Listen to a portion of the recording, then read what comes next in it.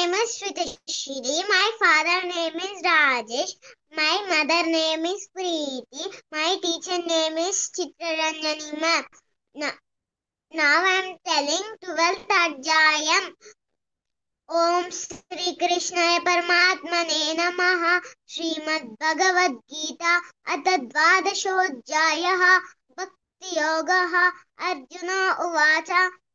एवं सततयुक्ता ये भक्तास्त्वां पर्युपासते ये चाप्यक्षरमव्यक्तं तेषां के योगवित्तमाः श्रीभगवानुवाच मय्यावेश्य मनो ये मां नित्ययुक्ता उपासते श्रद्धया परयोपेताः ते मे युक्तं तममताः ये त्वक्षरमनिर्देश्यम् अव्यक्तं पर्युपासते सर्वत्र गमचिञ्जं च कूटस्थमचलं ध्रुवं सन्नियम्येन्द्रियग्रामं सर्वत्र समबुद्धयः ते प्राप्नुवन्ति मामेव सर्वभूतहिते रताः क्लेशोऽधिकतरस्तेषाम् अव्यक्तासक्तचेतसाम् अव्यक्ता हि गतिर्दुःखं देहवद्भिरवाप्यते ये तु सर्वाणि कर्माणि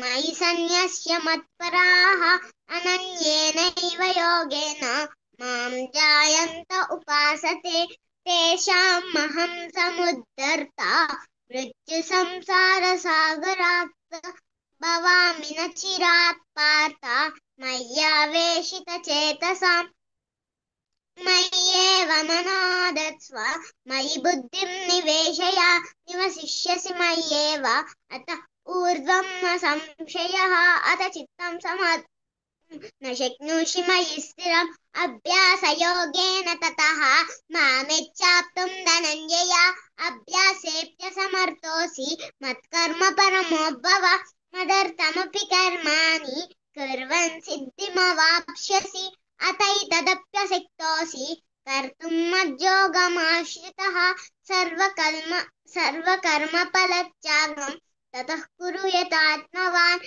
श्रेयो हि ज्ञानमभ्यासात् ज्ञानाज्ञानं विशिष्यते ज्ञानात् कर्मफलत्यागः त्यागात् शान्तिरनन्तरम् अद्वेष्टा सर्वभूतानां मैत्रः करुण एव च निर्ममो निरहङ्कारः समदुःखसुखः क्षमी सन्तुष्टः सततं योगी यतात्मा दृढनिश्चयः मय्यर्पितमनो बुद्धिः यो मद्भक्तः स मे प्रियः यस्मान्नोद्विजते लोकः लोकान्नोद्विजते च यः हर्षामर्षभयोद्वेगैः यो मद्भक्तः स मे प्रियः अनपेक्षश्चुतिर्दक्षः उदासीनो गतव्यतः सर्वारम्भपरित्यागी यो मद्भक्तः स मे प्रियः यो न हृष्यति न द्वेष्टि न शोचति न काङ्क्षति शुभाशुभपरित्यागी भक्तिमान्यः स मे प्रियः समशत्रौ च मित्रे च तथा मानापमानयोः शीतोष्णसुखदुःखेषु समसङ्गविवर्जितः तुल्यनिन्दास्तुतिर्मौनी सन्तुष्टो येन केनचित् अनिकेतस्थिरमतिः भक्तिमान् मे प्रियो नरः ये तु धर्म्यामृतमिदं यदोक्तं पर्युपासते श्रद्धान मत्परमाः भक्तास्तेऽतीव मे प्रियाः ॐ तत्सदिति श्रीमद्भगवद्गीतासु उपनिषत्सु ब्रह्मविद्यायां योगशास्त्रे श्रीकृष्णार्जुनसंवादे भक्तियोगो नाम 12ोऽध्यायः। Thank you.